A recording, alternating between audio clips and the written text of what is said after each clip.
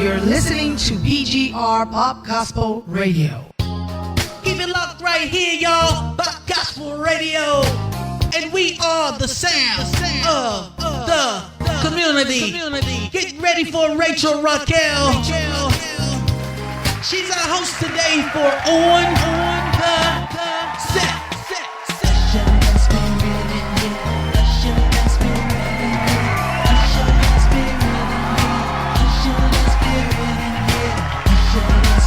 Song entitled Usher the Spirit. By the Bop Gospel DJ.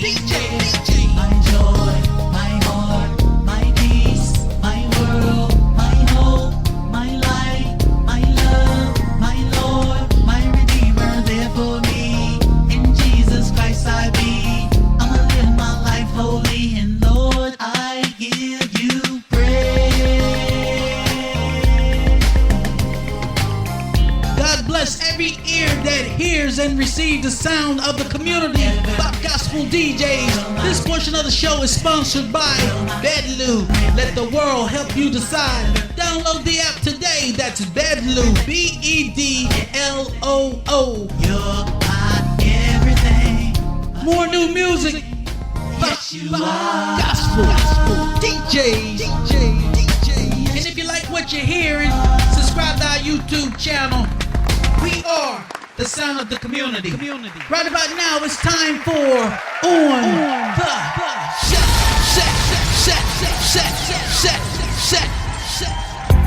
Thank you for joining us today as we welcome you to On the Set. Today we have an exclusive 3-part series. And you don't want to miss this one. She is one of the most courageous. She is one of the most powerful, well-respected women of God. History-making, record-breaking. She's been on Dr. Phil's show 12 times. She's been on 60 Minutes.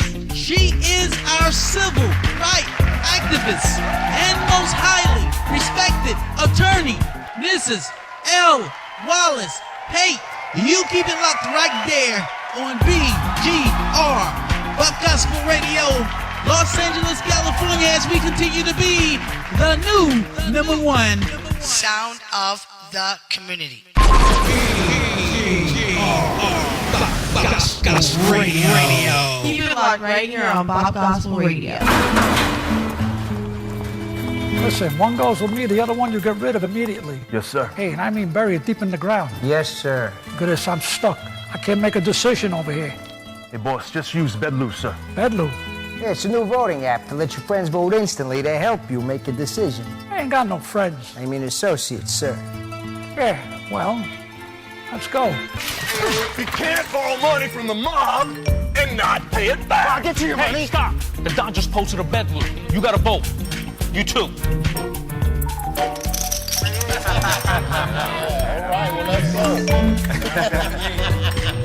Hey, the Don just posted a bedroom. You gotta vote. Wow, I've never dated a made man before. Yo, the Don just posted a bedroom. You gotta vote. 90%, sir. Okay, leave the bud. Take the cannoli. Hola para todos mis oyentes. I am Rachel Raquel, and you are on the set. Our guest for today needs no introduction. With all due respect and honor, woman of God, can you please introduce yourself? I'm L. Wallace PATE. I'm a civil rights attorney. I've been practicing law for a long time, almost 40 years. My specialty is representing children and families, protecting their rights with regard to their involvement with the government. So I'm an advocate for parents' rights and children's rights, and I'm just so excited to be here because this is a very special opportunity to come together, to share knowledge with the community, and to make a record and to document what's going on in what I think is perhaps the last civil rights issue in this country. And that is the right of children and parents to live together as a family without illegal interruption and interference by the government. What I'm talking about is the government taking your children, putting them in foster care when you're doing an excellent job. It's gotten so bad nationwide that more than $200 billion is now being spent in by this child trafficking enterprise nationwide. Let's talk a little more about the foster care system. When we speak about the foster care system, that's a very vague term, and it brings to mind a child in foster care who looks sad, and you're probably assuming the child was abused or neglected. And however bad foster care is, it can't be as bad as the home. But what we don't know, by we, I'm speaking about the general public, is that that's an illusion. There are 500,000 children in foster care nationwide. 100,000 of those children are in Los Angeles, California. The majority of those are in Los Angeles. Can you tell us how foster care is paid for? Well, foster care is a big business because foster care is paid for by federal dollars. Foster care is paid for under Title 4E of the Social Security Act. And each child brings the county anywhere from $35,000 to $150,000 per year per child if the child is removed from their parents' custody and if the child is on welfare. So that's why a lot of poor children are in the system, not because they were abused or neglected, but because they're poor. And this money thing that drives the county to take kids just because they're poor is called a perverse financial incentive. And it's happening nationwide. Nationwide, it's robbing the children of their innocence. 70% of all of the prisoners in the California prison system were foster children, while only 10% of the kids are in foster care were physically abused at home, and only 7% of them were sexually abused.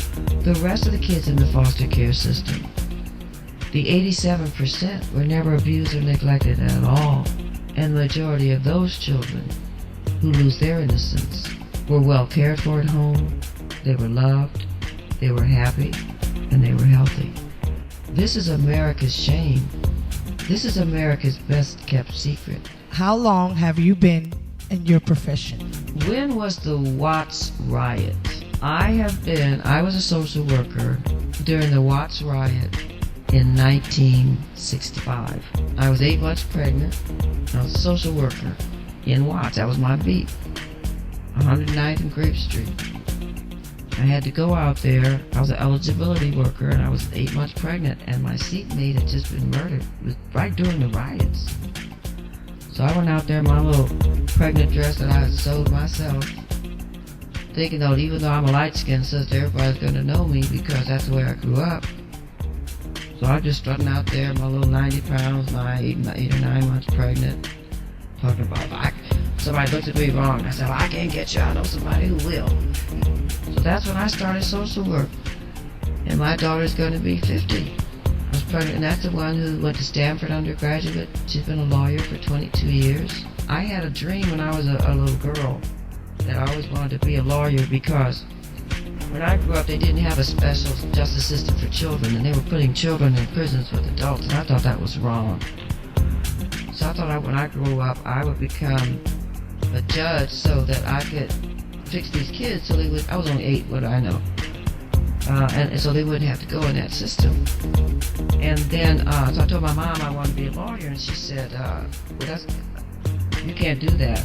You know, African Americans, you just can jump out and be a lawyer. You had to, she said you had to be a teacher. I had to be a teacher. Tell us about your beginning stages in your career as an attorney.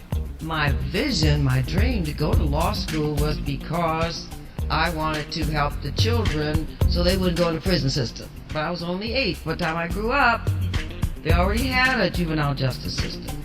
But when you're young and you have a dream, those dreams don't die easily. So I still wanted to get in that justice system, but I didn't know any lawyers. I didn't know any female lawyers.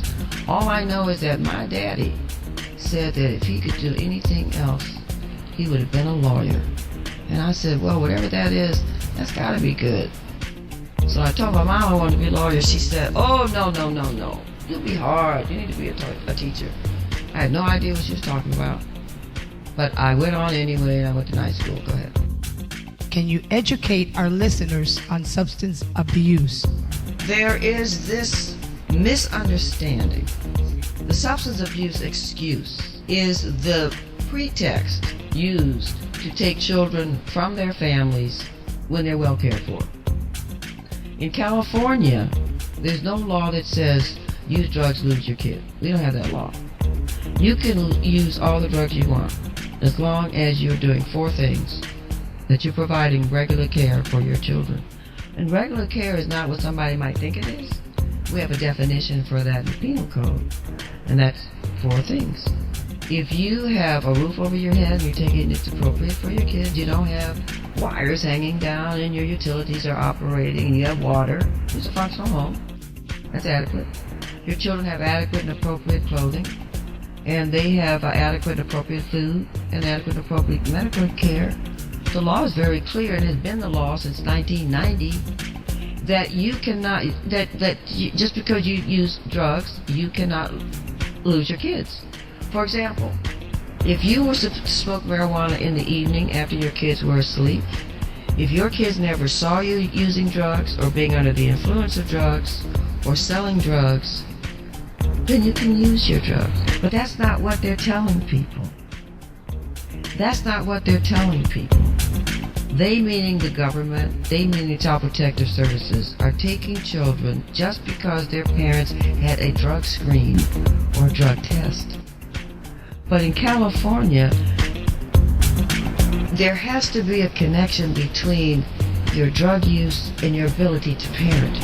There's no presumption that says substance abuse, dependency. No. But that's what they're telling everybody. Also, there's no law in California that says go to prison, lose your kid. No. But they're taking kids on that pretext anyway. So you might want to ask how they're getting away with this. We'll be right back with more L. Wallace Pate. BopGospel Radio. You're listening to BopGospel Radio. And God bless each and every one of you for tuning in. You're listening to the sound of the community, and we are the BopGospel DJs. This has been On The Set. Don't forget to Google the BopGospel Radio Show. We're dropping an exclusive 3-part series with the most highly respected Miss L. Wallace Pate. Y somos el sonido de la comunidad. We are the sound of that community. Brand new music right here. Thank you. As we are in the mix. I want to thank y'all for coming out. New music by the BopGospel DJs. And with the help of the Holy Song entitled to Praise Him Up in Here. And I want y'all to sing it with me, okay? Come on. And it goes like this. Say praise Him. Praise Him. Up in here. Up in here. Help me praise Him. Help me praise Him. Up in here. Up in here. Say praise Him. Praise Him. Up in here. Up in here. Help me praise Him. Help me praise Him. Up in here. Up in here. Praise Him. Praise Him. Up in here. Up in here. Help me praise Him. Help me praise Him. Up in here. Up in here. Say praise Him. Praise Him. Up in here. Up in here. Help me praise Him. Help me praise Him. Up in here. Up in here. And if you believe that the Lord is worthy of all the praise and all the glory, put your hands together. I said, if you believe that the Lord is worthy of all the praise and all the glory, put your hands together. And let me hear you say, prayers go up, blessings come down. Prayers go up, blessings come down. Prayers go up, and blessings come down. Prayers go up, and blessings come down. Yes, Lord. Thank you, Father. Thank you. And with the help of the Holy Ghost, this is one of the most simplest songs I ever wrote.